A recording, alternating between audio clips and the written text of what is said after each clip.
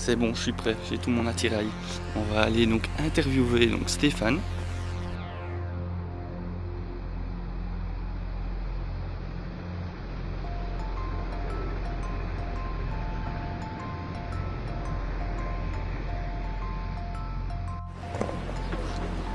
Un Deleuze à 50 mètres.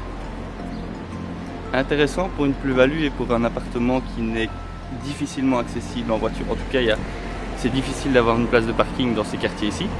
C'est un quartier donc en plein centre, juste à côté de la tour des finances. Stéphane a un petit peu de retard pour l'interview, alors on va en profiter pour essayer de vous montrer un petit peu les beaux paysages de Liège en attendant qu'il arrive.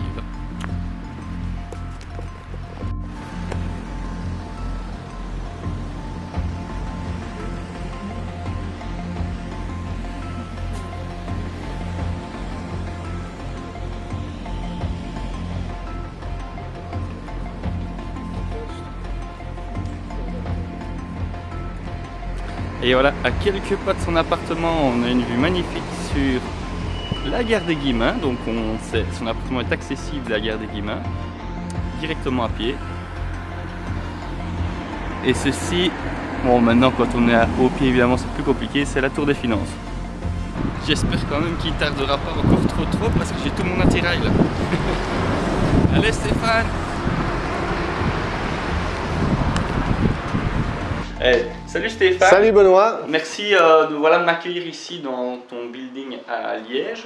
Présente-toi un petit peu voilà, qui tu es et voilà, quel était l'investissement ici où on est. Bon, bonjour, donc, moi je m'appelle Stéphane Dibary. En fait, je ne vis pas à Liège, même plus en Belgique, je vis en Espagne. Et ici on est dans un appartement que je loue en appart-hôtel. Donc c'est vraiment un appartement courte, semi-durée, meublé. Et je le loue via une agence de location. Donc moi, ici, je suis presque en tant que locataire et pas en tant que propriétaire. Je viens parce qu'il est libre, mais je ne le gère pas du tout. Voilà, ok. Et donc, cet appartement-ci, ça fait déjà quelques années que tu l'as. Donc, on a discuté un petit peu avant l'interview et tu m'as justement dit que tu as eu pas mal de déboires par rapport à cet appartement-là et qu'en plus, tu as réussi à l'acheter à l'époque en finançant tout avec, quand même un revenu assez faible à l'époque, etc. Explique-nous un petit peu l'historique de cet immeuble-ci qui est d'ailleurs, vous pouvez le voir dans la caméra, il était complètement rénové, donc la finition est vraiment bien, les 4 appartements.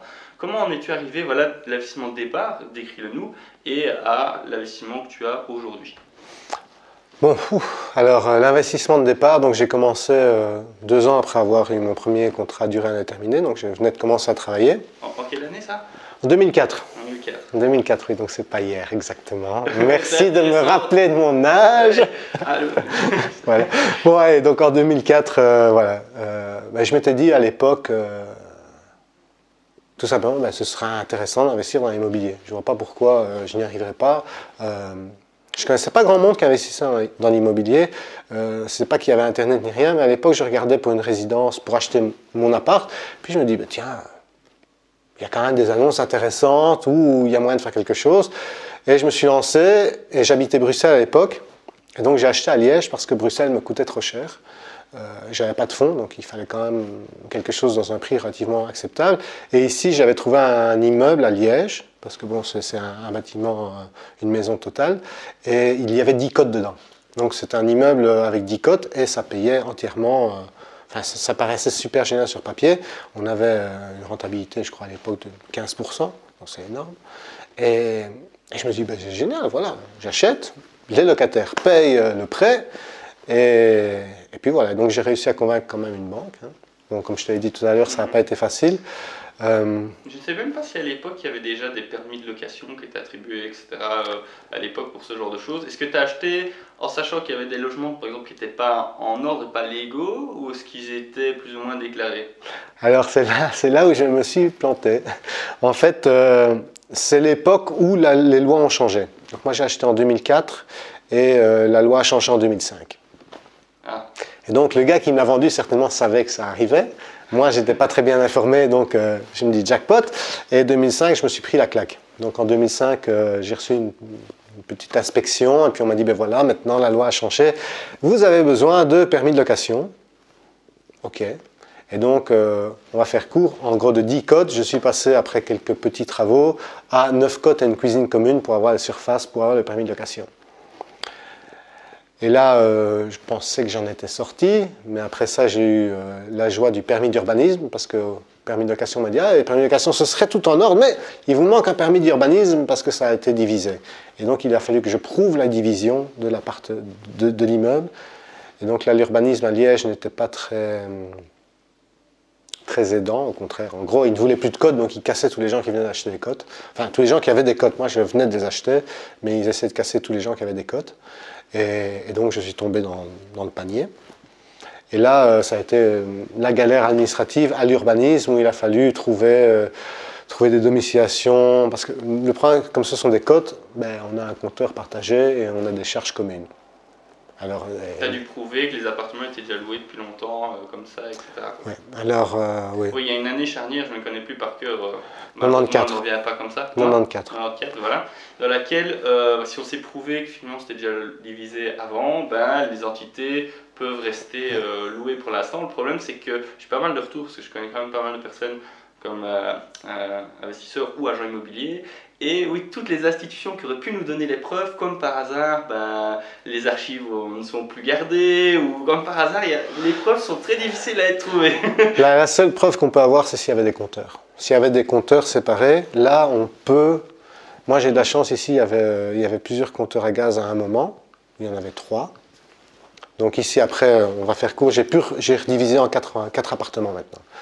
Mais à l'époque, j'ai réussi à avoir du service d'urbanisme, la preuve comme quoi il y avait simultanément plus de 6 colocations. Ils ont refusé ça comme preuve, alors que c'est de leur même service. Ils m'ont dit, c'est un document interne, vous n'auriez pas dû y avoir droit, donc on ne va pas le considérer.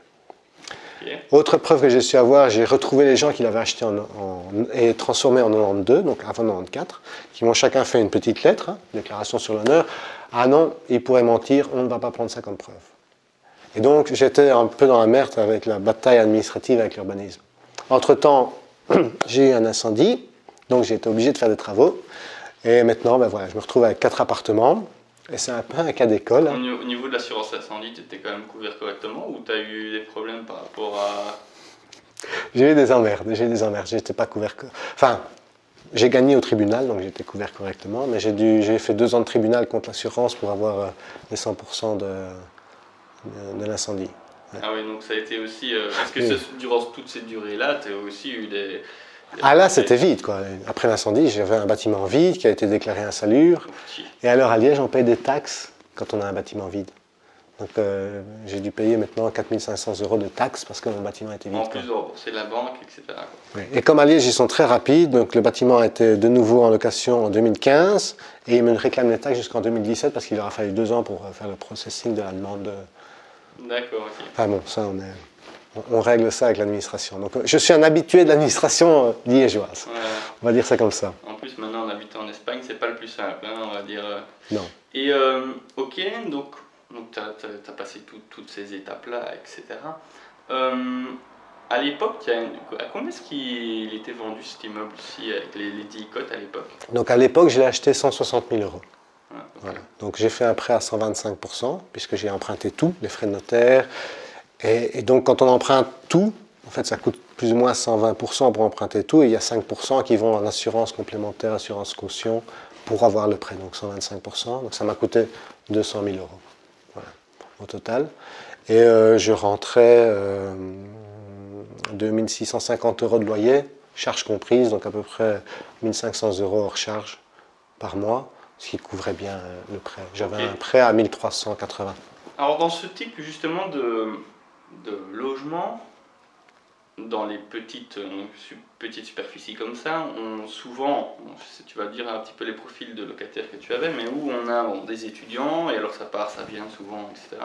Ou alors on a voilà, des personnes un peu plus défavorisées, qui ont des situations moins stables, etc., des revenus plus bas et tout, qui peut être plus compliqué à gérer. Est-ce que toi, tu as eu des déboires justement par rapport à tes locataires, ou est-ce que ça s'est plus ou moins bien passé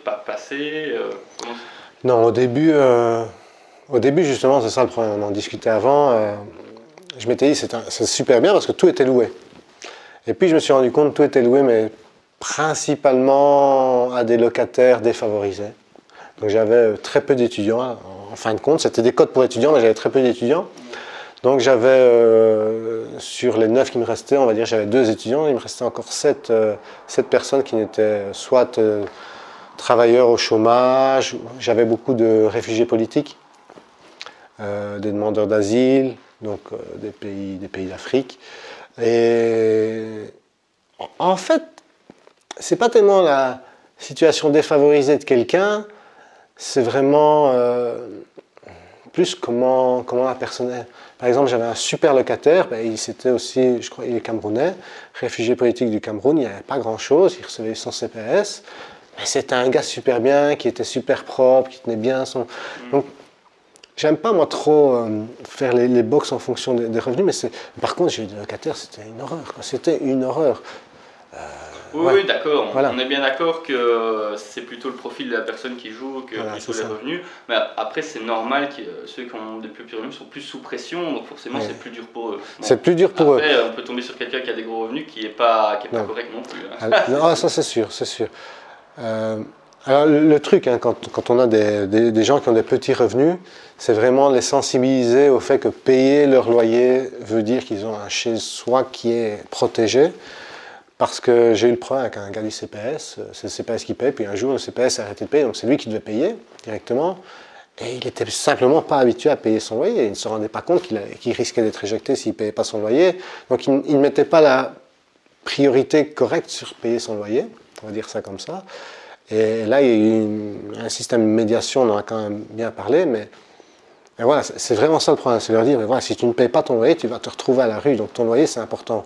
Il est pas élevé parce que c'est un cote, mais tu dois le payer, quoi. Et puis, aider à gérer ses finances, c'est quand même important aussi. Tu avais pensé à des assurances loyer à payer ou des choses comme ça, des choses en place pour...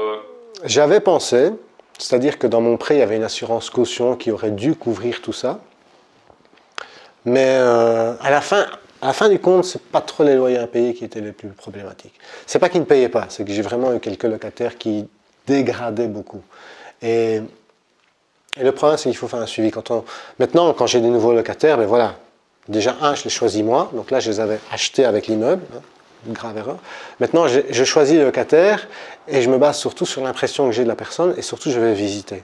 Ou, dans mon cas maintenant, j'ai une gestion, mais dans les 3 premiers mois, il y a une visite automatique du bien pour voir comment le locataire se comporte dans le bien. Et puis, j'ai des contrats où toujours il y a 6 mois à l'essai. Ou 1 an, ça dépend, mais généralement... Ici, j'ai des codes, donc les codes, c'est 1 an, mais bon... C'est beau, ça. Oui, pour les baux. Oui. En fait, je dis contrat parce que c'est pas le baux de résidence principale, donc c'est une législation différente. On peut mettre les gens plus facilement dehors. Mais ici, par exemple, c'est des baux de résidence principale. Et là oui, j'ai toujours un bail de courte durée. Ça veut dire que, ben voilà, aussi bien le locataire peut s'en aller, mais on peut lui dire, écoute, ça ne convient pas. Et ça, c'est important. Ça, c'est important de bien gérer ses locataires, pas tellement au niveau des finances, mais surtout au niveau du bien. Un locataire qui dégrade ton bien, c'est vraiment pas gai. Tout à fait. Donc moi, j'ai eu, bon évidemment, j'ai pas un immeuble de 4 appartements, hein, mais j'ai quand même eu une petite blague avec une locataire. Donc moi, j'avais remis en location la maison. En fait, quand je l'ai acheté, j'avais un locataire dedans, qui était très correct, d'ailleurs, par rapport à toi. Ah ouais. Et alors, mais il y avait des petits défauts d'humidité de la maison que j'avais très bien ciblés, que je savais que ça me coûterait pas très cher de refaire, etc. Et donc, le locataire que j'avais de base, qui payait 370 €, d'ailleurs, une des premières vidéos sur ma chaîne parle de ça, je lui avais dit à la locataire, puisqu'elle voulait partir, je sais que vous allez prendre l'humidité, puisqu'elle me l'a dit par après, une fois que j'avais acheté la maison, vous savez, la maison a des problèmes, etc. Je ne l'avais pas dit lors de la visite, je l'avais vu, je le savais. Heureusement, oui. Je l'avais dit, je le savais, mais je peux refaire les travaux si vous voulez, vous sentirez mieux dans la maison. Et donc, comme ça, vous préservez votre temps si vous voulez, pour ne pas partir tout de suite. Mais bon, elle voulait aussi déménager parce qu'elle voulait être plus proche de son travail, etc. Et en plus, elle ne voulait pas que je fasse les travaux quand elle était là. Bon, ça, malheureusement, si on veut améliorer la qualité de vie du locataire, le locataire il veut pas, on ne peut rien faire. Donc, cette personne-là était partie, j'ai refait les travaux, puis j'ai remis en location. Première fois que je cherchais un locataire, je suis tombé sur un mauvais locataire. qui n'a pas payé, des histoires avec le CPS, etc. Qui devait payer, le CPS ne décrochait pas. Enfin, j'avais aucun suivi de la part du CPS et aucun suivi de la part de la fille non plus qui louait donc l'appartement.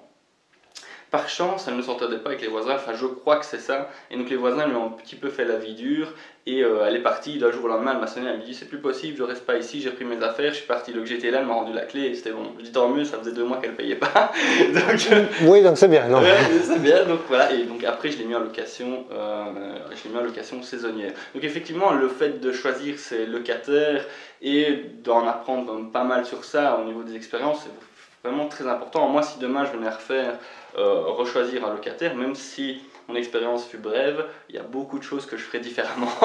Et donc du coup, oui, c'est pour ça que je pose ce genre de questions-là, parce qu'à mon avis, la prochaine fois, je prendrai d'autres garanties et je prendrai plus mon temps pour choisir le locataire, quoi.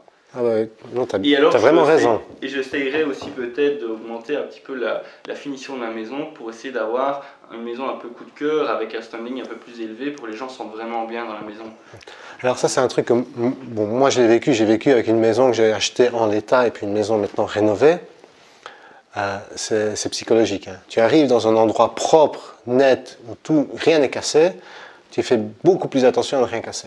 Bien sûr. Donc ça, c'est ne serait-ce que les coups de peinture. Enfin, moi c'est quelque chose que j'ai vécu avec ce bâtiment-ci. Les nouveaux locataires qui sont arrivés dans un appartement refait, eh bien, ils se sont comportés vraiment différemment vis-à-vis de l'appartement. D'un autre côté, c'est vrai qu'ils font un coup dans le mur, ça se voit tout de suite. Ils cassent quelque chose, ça se voit tout de suite. Enfin, donc ça c'est vraiment une très bonne idée, quoi. Refaire et mettre quelque chose un tout petit peu mieux. Parce que le coût qu'on va mettre à refaire un tout petit peu un appartement, à redonner un coup de peinture, on va peut-être perdre un mois de loyer. Si on peut se le permettre, le locataire qu'on a après va se comporter différemment, même si c'est le même locataire, hein. Puis même, bon voilà, je discutais avec un ami aussi qui c'est un investissement. Voilà, il a racheté une cuisine par exemple. On peut retrouver des cuisines nouvelles qui sont pas trop chères non plus. Mais, ok, la qualité n'est pas la meilleure des qualités, mais ça fait nouveau, ça fait propre, ça fait plus sérieux en tout cas comme appartement qu'avec voilà, une cuisine où on voit les différences de teinte parce qu'il y a eu des taches partout, etc. Ça fait vraiment différent quoi, au niveau de l'image du bien qui est donné. Donc effectivement, voilà, c'est intéressant à ce niveau-là. Aujourd'hui, dans cet immeuble-ci, tu peux nous dire, il rapporte combien en tout? Donc, il n'y a que celui-ci que tu loues comme ça en courte durée? Oui, donc celui-ci est loué en courte durée, donc la rentabilité, on va dire, est flexible. Ça dépend du taux d'occupation, ça dépend du type de contrat. Parce que l'agence qui le loue me prend un pourcentage différent en fonction de la durée du contrat. Est-ce que tu peux parler un petit peu? Donc moi j'ai tendance à m'occuper moi-même de mon bien. Parce que bah voilà, j'ai plus de temps que toi et voilà, j'habite tout près. Hein, c'est surtout ça. Voilà, j'habite. Et donc du coup, bah, moi évidemment ce coût-là, je ne l'ai pas. Mais voilà, est-ce que tu peux nous dire exactement plus ou moins combien ça te coûte pour avoir la gestion d'un bien? Quels sont les services qu'ils apportent? Et les garanties, et voilà, qu'est-ce qui est vraiment positif et qu'est-ce qui est négatif aussi par rapport à ce genre de service? Alors, donc là, j'ai deux personnes qui gèrent ce bien-ci. Donc, j'ai 3 appartements loués normalement, avec des baux de résidence principale. Et j'ai cet appartement qui est loué, on va dire, en appart-hôtel. Donc ici, j'ai une agence qui gère tout, qui prend 25%. Et qui fait tout. Elle change les draps. Et d'ailleurs, ici, c'est ce que je disais à Benoît, on va nettoyer avant de partir, parce qu'ils viennent de nettoyer, parce qu'il y a quelqu'un qui arrive bientôt. Donc, ils font le nettoyage, changement des draps. Quand la personne est là, je crois, 1 fois par semaine, ils viennent aussi changer les essuies. Tout. 25% pour tout. Okay. Et par contre, de l'autre côté, les autres, on va dire, c'est plus ou moins 10%. Donc là, c'est 10%, mais ce sont des baux de résidence principale. Donc la personne est là, et les services, c'est très simple. Elle me trouve un locataire. Elle fait les visites des locataires, donc elle met en location. En gros, elle met en location, et une fois que le locataire est dans l'appartement, c'est elle qui joue l'effet de propriétaire. Donc c'est elle qui vérifie les loyers. Donc les loyers tombent sur son compte, elle vérifie que les loyers rentrent. C'est elle qui va aller rappeler au locataire de payer s'il ne paye pas. Ça, c'est un service dans une agence immobilière, oui. ça. Oui. Okay. Donc il y a plusieurs agences, mais alors, chacun son truc. Moi personnellement, c'est la qualité du service m'importe plus que le prix. Parce que c'est vrai que le pourcentage peut varier, mais il faut faire très attention avec les agences de gestion. parce que les services peuvent être très différents et comment ils gèrent le bien. Encore une fois, s'ils mettent un bon locataire, le locataire ne va pas détériorer. Donc moi j'ai trouvé une agence que je connais en fait. C'est une amie qui gère. Ouais. Elle est agence immobilière, elle gère, mais c'est aussi une amie et on a un très bon rapport et ça aide. Si je devais prendre une agence Kidam que je ne connais pas, comme l'agence qui gère celui-ci par exemple, je ne les connaissais pas avant, c'est des Liégeois très sympas, très dynamiques. Mais il faut prendre le temps d'établir le rapport. Il faut prendre le temps d'établir un rapport, de s'asseoir avec eux, de visiter les appartements avec eux, de leur dire exactement ce qu'on veut. Et alors, allez, là, ça par contre, un petit truc. Toutes les agences qui vont louer en bail de résidence principale, généralement, ils vont demander un pourcentage et à chaque location, un loyer. Donc la personne rentre, mais ça, moi, c'est ce que je conseille, faites-le sauter. Payer un pourcentage peut-être légèrement plus cher, mais le but, c'est pas qu'ils trouvent un locataire tous les 6 mois, ou ils vont prendre un loyer tous les 6 mois, ou tous les ans. C'est vraiment qu'ils trouvent le bon locataire. Et donc que pour eux aussi, mettez-vous à leur place. Il faut que pour eux, quand ils ont trouvé le locataire qu'ils ne doivent plus rien faire, ils prennent du cash sans rien faire, ils sont contents. Mais vous êtes contents aussi. On a fait un petit peu le tour ici, je pense, pour ton immeuble. J'ai l'habitude, comme l'interview précédente, de poser la question, quels sont pour toi les 3 conseils que tu donnerais à quelqu'un qui désire aujourd'hui, maintenant, se lancer dans l'investissement immobilier? Quelle serait pour toi la meilleure stratégie ou la meilleure chose à mettre en place pour pouvoir évoluer et par exemple acheter son premier investissement dans 6 mois et pas se planter? Alors, j'ai surtout allé sur le pas se planter. Oui. Savoir pourquoi c'est une bonne affaire.